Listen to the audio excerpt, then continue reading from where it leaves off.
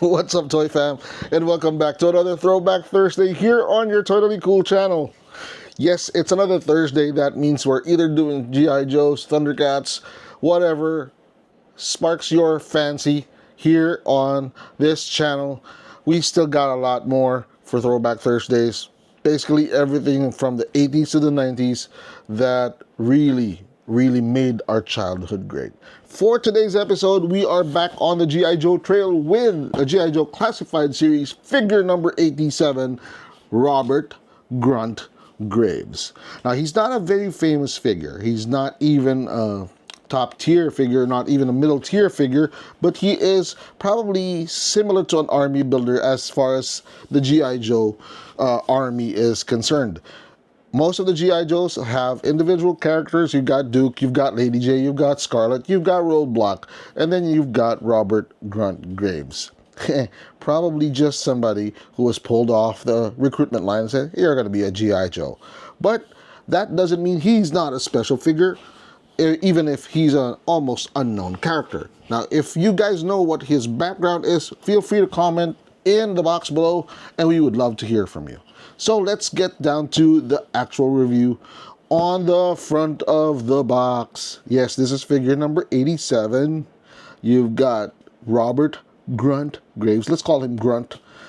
Grunt in an action pose. And then you've got the ribbon on this side. I think it's on this side where it's got his accessories. He's got a helmet. He's got a regular Kevlar helmet, and you've got the helmet with the visor, almost like a mask. It's got the knife. It's got the small backpack and two rifles and a pistol and a partridge in a pear tree. Yep. So on the left side, as per usual with these plasticless packaging or windowless packaging, you've got the blue silhouette. Is it silhouette or a drawing of Robert Grunt Graves? And on the right side, so you see this figure, you see this picture, you see that picture. It's the same one as this one, only bigger, yes. And on the back is Grunt without the helmet, with the M16. Looks like an M16 rifle. Yes, looks like an M16 rifle. And it looks like he has one of those rifles that were an odd combination or a hybrid between an M4 and an M14 that they had specifically for the G.I. Joe series. It did not look like a real world weapon, but it really sparked their fancy because it shot out red lasers. Right, so that is the box for Grunt. Probably the sound that he makes when he's fighting Cobra. So let's open him up. And he's open. He's got the usual, it's kind of a stock. And as opposed to the red of the Crimson Viper from last episode, we have a very green figure in Grunt. Alright, but before we get into this guy, let's look at his foot locker. The foot locker that says, oh, that is the handle, figure number 87. And on the other side is figure number 87. Now you flip it one more and flip it down, you've got the G.I. Joe logo. And then you flip it one more time, you've got the name on the foot locker.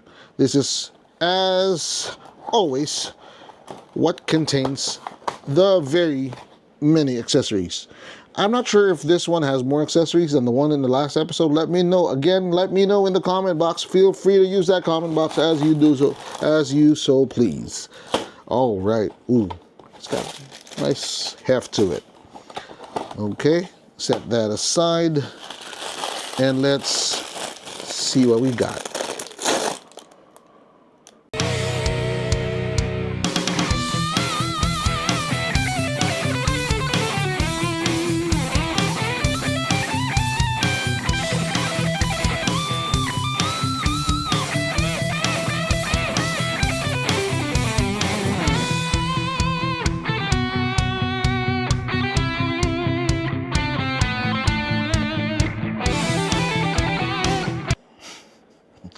So that was a closer look at what came in the bag. All right. Now, a couple of things. You may have seen the rifles bendy and bent. It's normal because these are plastic, and they're probably that way because they've been in storage for a while, and they kind of got influenced by the heat. But it's a quick fix. You put a blow dryer to them, and then try to put them in a right. Try to align them, or straighten them out, and then keep it cool so that it holds on to that shape. All right, so it's a quick fix. It's a known issue. It's not a bad thing. Your GI Joes are not broken. It's just the way it is. So let's get down to the figure. And like I said, you see a lot of green for this guy. Let's take him out. Okay, I use my scissors for the plastic ties. Easier that way. Snip, snip, snip. There we go. There we go. And there we go. All right. Okay, he doesn't look happy. The usual, you've got the black and white on the cage casket. No, not casket, just the case. And then you've got a mean-looking Grunt Graves. Maybe that's why they call him Grunt, because he's always grunting. And so it's supposed to be a Grimace, but Grimace is copyrighted by a certain burger chain. All right, so there you have Grunt Graves.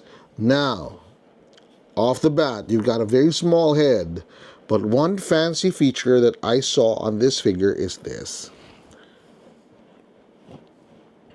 He's got a foldable tablet right there. It folds into his vest. Nice. Nice. Very, very nice. So it folds out of the way, or folds out if he wants to check something. That's what you see. Nice. Nice accent. Yep. So he's got the pouches here for the magazines, and he's got some stuff on the back of his armor, or of his plate carrier, where you can add more stuff. These are modular vests, and then you've got the pouches on the left and on the right leg. This is probably rifle ammunition, and then some more pockets because it's a military uniform. All right, what is wrong with his leg? It's like it's somewhere in between Linda Blair and I don't know. Anyway, let's get down to it.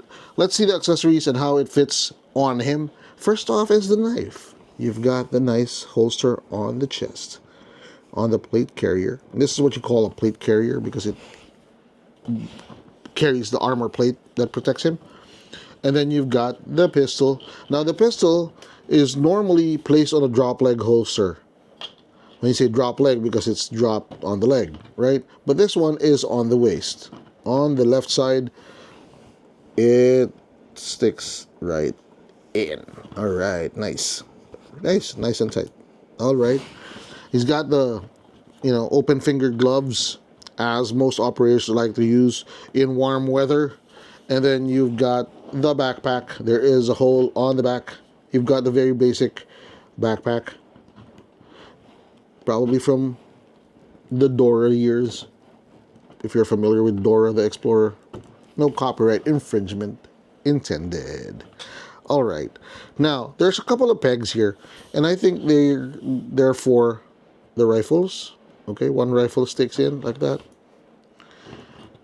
I don't know why the rifle is carried through the trigger guard, because that's not a very safe way to carry a rifle. You're just gonna fire at your feet and blow your leg off. So that's how it's supposed to carry it. And again, you can straighten this out. And then to finalize and complete the loadout is the Kevlar helmet. Now, the Kevlar helmet normally has an attachment or a buckle, well, not really a buckle, but a fixture on the front. That's where you attach the night vision goggles, which this figure does not have, but most military helmets have the night vision goggles, and that is Grunt fully loaded out. Now, we're missing a part, and that is this one. It's the magazine for the rifle. We'll put it in, not while it's hanging on the backpack, but when he is holding it and ready to fight the Cobra army. All right. Now, there is an alternate head.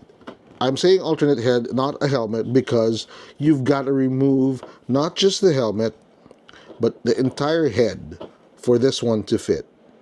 Okay? Because it can't fit like that. It's not a hat. It's not a hat, people. It's not a hat. All right? So you got to remove. Children, close your eyes. I don't know.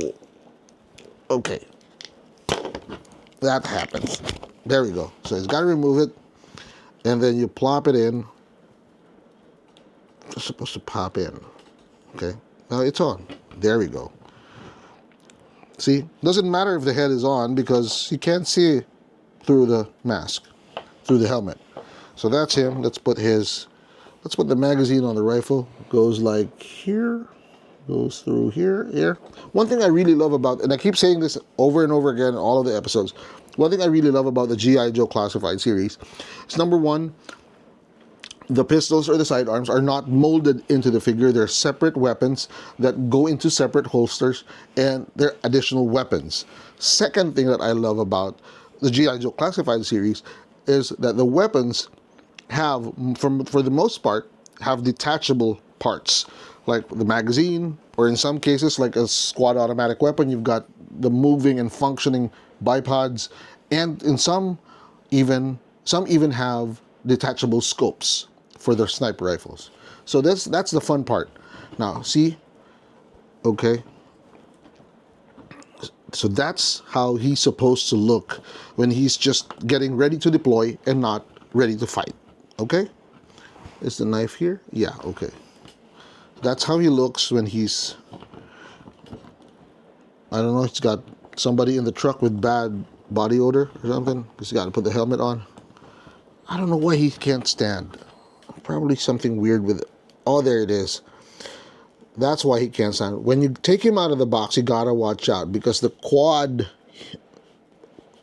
joint, it's not a joint, it's like a rotation, okay? It's tight. And it's not in the proper place. There we go. Now it's properly placed. Oh, there we go. Will you stand up? You're a soldier, for crying out loud. There we go. Now he's standing without any help from anybody. Okay, now he's standing. I just can't stand the way these rifles are crooked. I don't know. It just beats the Snickers out of me. Okay. There we go. Looks more stable. Yeah, he's not badly built, if I do say so myself. Now, one thing that I would have to add is that this helmet is pretty similar to this one in the collection. This is the G.I. Joe Steel Corps Troopers. Okay. There is another helmet that looks similar to this. Like this one. If I'm not mistaken. This one. Yeah. Or let's look at the side. There. Right there. See? Not too far off. You know? Not too far. We'll do a separate review on these guys. It's a one-parter. And I don't want to cheat you guys by doing 2 episodes just because of one box. When we unbox a figure, we're going to unbox both figures. We're going to review both figures. This one's going to go into the docket sometime soon. And put it back in place in the meantime. Yep, there we go. Yeah, huh. All right, let's get back to Grunt, and let's do a toy review.